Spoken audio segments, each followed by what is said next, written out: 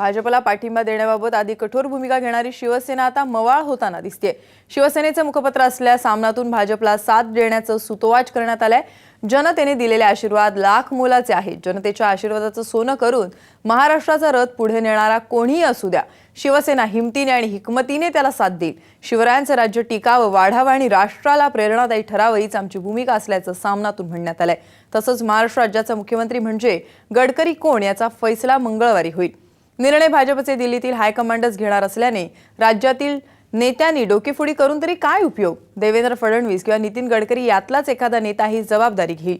नागपूरच्या विमानतळावर गडकरींचं जोरदार स्वागत झालं आणि विदर्भातील अनेक आमदारांनी गडकरी मुख्यमंत्री होणार असतील तर आपली जागा रिकामी करण्याची तयारी दाखवली आहे। अस्सल वैदर्भी असलेले गडकरी अखंड महाराष्ट्राची सेवा करण्यास इच्छुक आहेत, पण महाराष्ट्राचा वडाप्रधान कोणी व्हायचं ते ठरवण्याचा अधिकार मोदी आणि शहा यांनाच आहे असंही शिवसेनेने म्हटलंय।